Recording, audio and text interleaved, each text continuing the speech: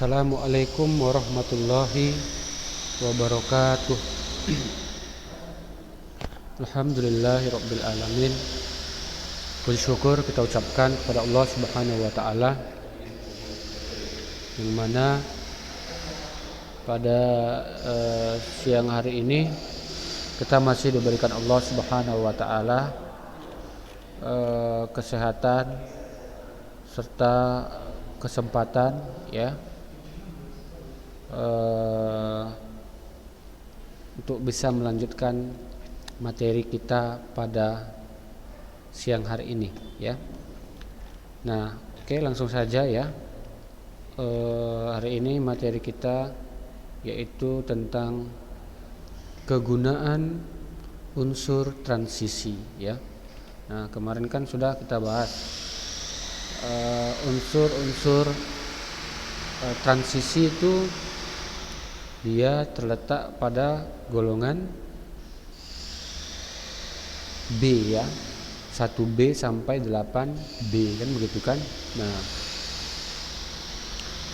kalau dilihat di tabel periodik kan ada dia unsur transisi, dia terletak pada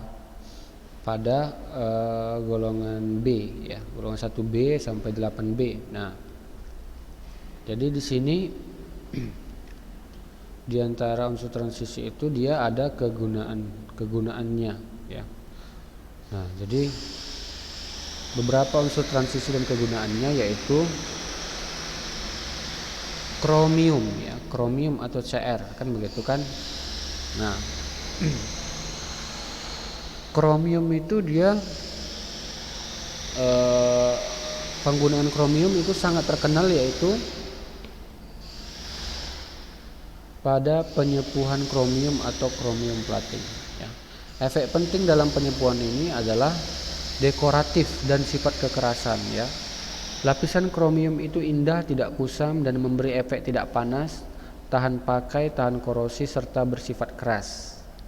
Penyepuhan kromium banyak digunakan pada peralatan sehari-hari dan kendaraan bermotor, ya. Elektrolit dibuat dengan melarutkan kromium 4 oksida CrO3 dalam air sehingga membentuk asam dikromat H2Cr2O7. Dalam penyepuhan ini sebagai katalis ditambah sedikit H2SO4 untuk mempercepat lapisan kromium, ya. Nah, pada proses penyepuhan ini berbeda dari penyepuhan lainnya, ya.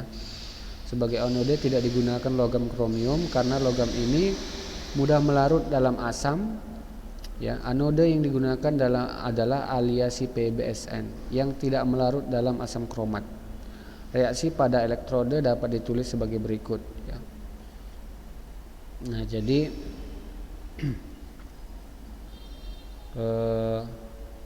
reaksi pada elektrodenya, ya, dia anode itu air, ya.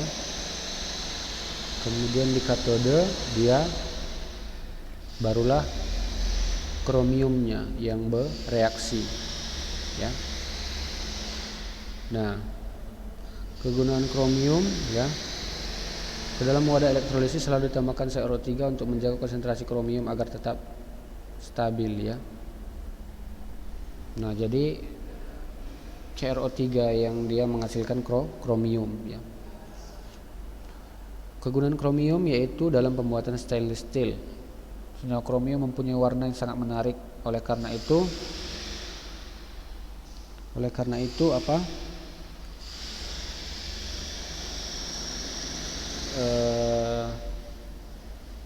Digunakan sebagai pigmen seperti kuning krom, timbal 2 kromat, dan hijau krom, kromium 3 oksida.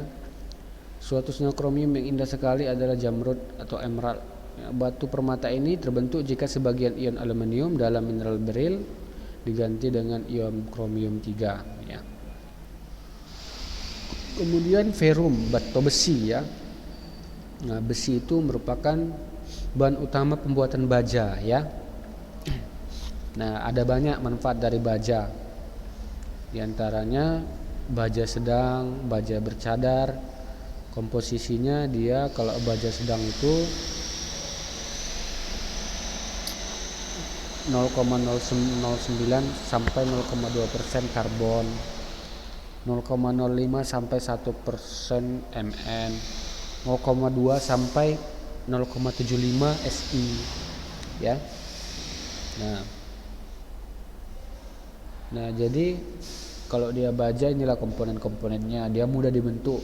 Kegunaannya yaitu badan mobil, jarum, pipa ya. Itu baja sedang ya. Kalau dia baja berkadar berarti 0,4 sampai 0,9% karbon ya. Baja berkadar karbon tinggi maksudnya ya. 0,5 sampai 1% Mn keras ya. Contohnya dia perkakas, paku, pelat ya. Stainless steel 0,2 sampai 0,4% karbon, 18% kromium, 8% Ni. Nah, sifatnya dia tahan korosi. Tahan korosi itu artinya tahan karat. Pisau, perkakas ya. Nah, itu semua benda-benda yang tahan karat. Nah, itu namanya stainless steel kan begitu kan. Stainless steel kan begitu. Baja mangan 0,4 sampai 0,9% karbon, 13% mangan. Nah, sifatnya gimana? Kuat dan keras ya. Per kan begitu kan, per. Itu dia untuk pembuatan per kan begitu. Baja wolfram. Nah, dia 0,4 sampai 0,9% karbon. Nah, dia sifatnya sangat keras ya. Kemudian itu tadi apa? Besi ya. Besi digunakan untuk bahan utama baja ya. Di baja itu dia dibuat dari besi ya. Cuprum atau tembaga banyak digunakan sebagai kabel jaringan listrik karena sifatnya yang mengantarkan listrik. Tembaga juga digunakan sebagai pipa leding untuk membuat pipa leding. Alloy tembaga dan emas digunakan untuk membuat perhiasan. Nah, jadi tembaga ada tahu lah ya, untuk kabel listrik kan begitu. Titanium ini dia memiliki kerapatan rendah, kekuatan struktur yang tinggi dan tahan terhadap korosi ya. Nah, ini dia titanium ini kan termasuk unsur transisi kan begitu kan. Oleh karena sifat inilah titanium banyak digunakan pada industri pesawat terbang dan industri kimia seperti pipa, bagian pompa dan bejana reaksi. Titanium tetraklorida TiCl4 merupakan senyawa titanium terpenting. Senyawa ini merupakan bahan baku untuk membuat senyawa Ti yang lain. Memegang peranan penting pada metalurgi titanium dan digunakan dalam pembuatan katalis untuk produksi polietilena dan plastik lainnya. Nah, jadi di sini titanium ya.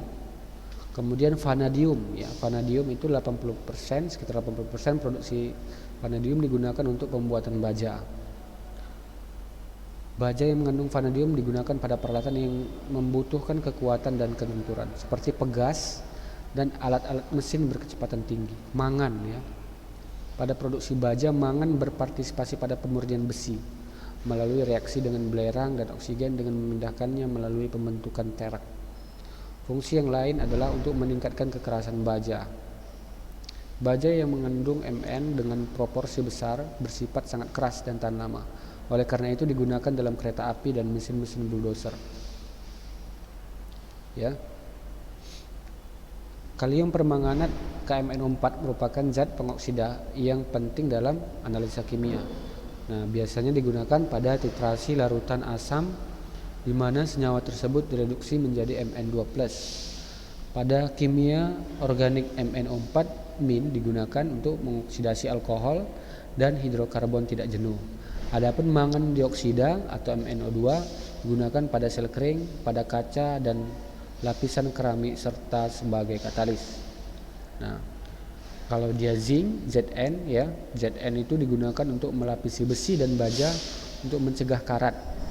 Zinc juga digunakan dalam alloy, misalkan brazo, tembaga dan zinc. Brazo itu artinya tembaga dan zinc ya. Nah, pembuatan unsur transisi ya. Nah, unsur transisi bagaimana cara membuatnya kan seperti itu. Unsur transisi kita katakan sekali lagi ya, unsur-unsur yang terletak di tabel periodik ya, yang dia terletak di golongan B ya. Golongan B itu artinya 1A sampai 8B, 1B sampai 8B, dan dia terletak di unsur transisi ya. Kromium. Nah, kromium tadi bagaimana cara membuatnya ya? Dalam bidang industri, kromium diperlukan dalam dua bentuk, yaitu kromium murni dan aliansi besi kromium yang disebut ferrokromium ya. Unsur krom dapat kita peroleh dengan cara mengekstraksi bijinya. Nah, langkah-langkah dalam ekstraksi unsur krom dari bijinya adalah sebagai berikut. Nah, kromium 3 dalam biji diubah menjadi dikromat 6 ya. Reduksi Cr6 menjadi Cr3 ya. Reduksi kromium 3 oksida dengan aluminium reaksi termit. Hasil ekstraksi ini diperoleh logam kromium dengan kemurnian 97% sampai 99% ya. Nah, jadi di sini cara mengekstraksi unsur krom dari bijinya ya. Jadi unsur krom itu bisa kita peroleh dengan cara kita ekstraksi bijinya ya. Nah, bijinya itu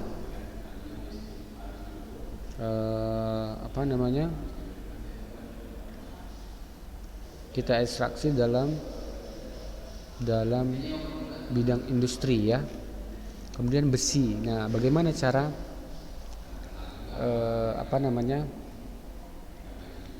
besi itu diperoleh, kan begitu kan?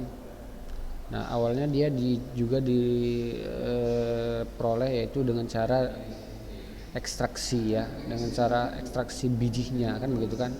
Nah, bijinya itu dia tetap diekstraksi ya kan? Nah, jadi di sini bahan baku yang diperlukan dimasukkan dalam tanur tinggi yaitu biji besi, karbon dan batu kapur atau CaCO3. Proses tanur embus adalah reduksi biji besi dengan karbon monoksida yang dihasilkan dari kokas dan udara yang dihembuskan dari dasar tanur. Nah, jadi di sini C tambah O2 menghasilkan CO2 ya, di sini ada entalpinya. Selanjutnya CO2 yang terbentuk bereaksi dengan karbon membentuk CO. Nah, karbon monoksida mereduksi biji besi menjadi besi dengan tahapan reaksi sebagai berikut.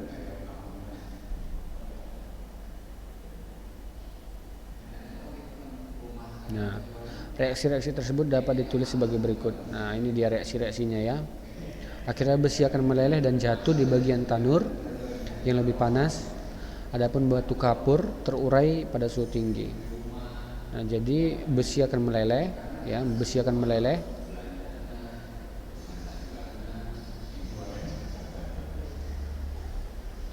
Kemudian batu kapurnya akan meleleh, kan begitu kan?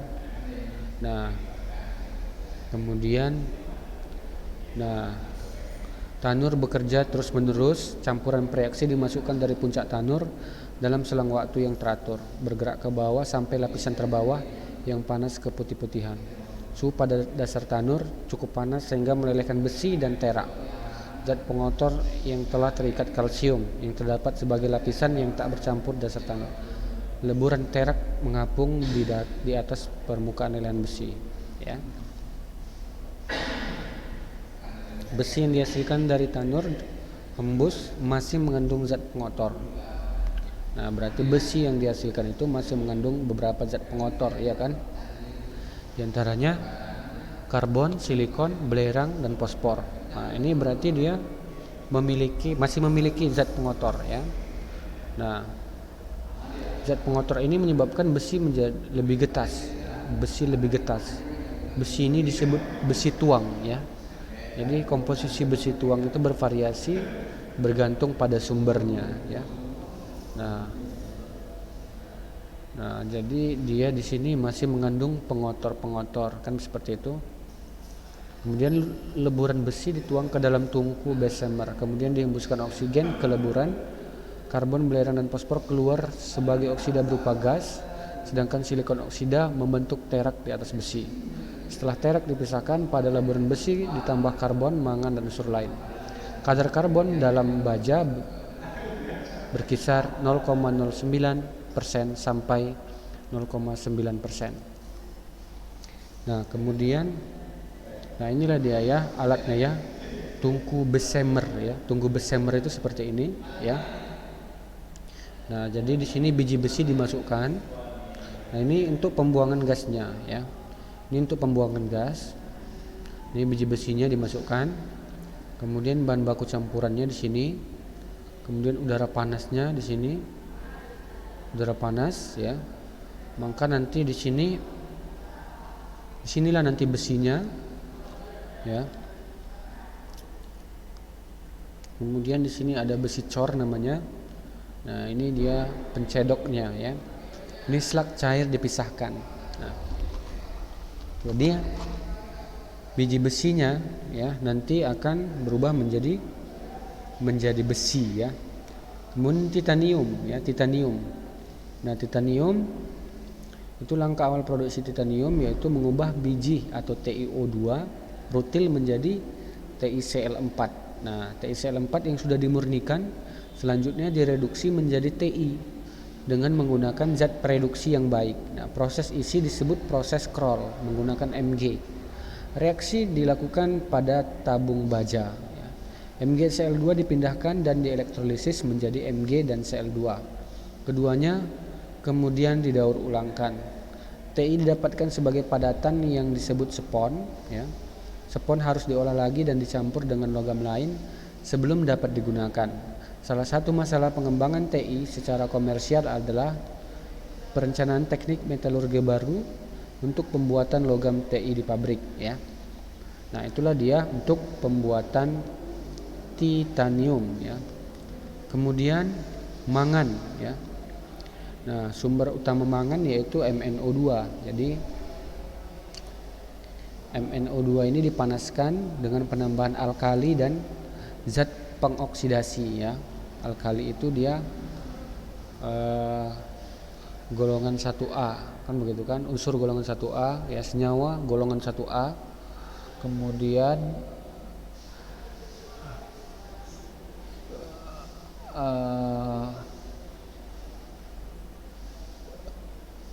diekstraksi dari bahan campuran dalam air kan begitu kan, dan dapat dioksidasi menjadi KMnO4 misalkan dengan Cl2 sebagai zat pengoksidasi ya. Nah, nodul pangan atau manganese nodules ya, benda ini menyerupai batuan dan ditemukan di dasar laut ya.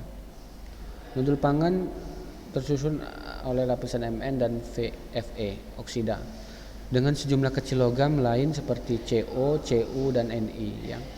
Nodul biasanya berbentuk bulat dengan diameter antara beberapa milimeter sampai dengan 15 cm. Benda ini diduga tumbuh dengan kecepatan beberapa milimeter per sejuta tahun. Telah dilaporkan bahwa organisme laut mungkin berperan dalam pembentukannya ya. Nah, diperkirakan jumlah nodul ini sangat besar, mungkin bermilion ton, namun masih banyak tantangan untuk mengembangkan nodul mangan sebagai bahan baku mangan ya. Jadi bahan baku mangan itu adalah nodul mangan kan begitu kan. Nah, kemudian zinc ya, zinc. Nah, zinc itu dilakukan dengan ekstraksi yaitu dengan mengang bijinya. Nama bijinya adalah ZnO2 ya. ZnO ya. Kemudian direduksi dengan memanaskannya dengan arang. Sehingga didapatkanlah dia zinc ya. Nah, itulah dia beberapa cara pembuatan unsur transisi ya. Nah, jadi yang perlu dihafal di sini adalah biji-bijinya ya, biji-biji atau apa namanya, biji atau sumber utamanya kan begitu kan, sumber utama daripada besi misalkan ya kan?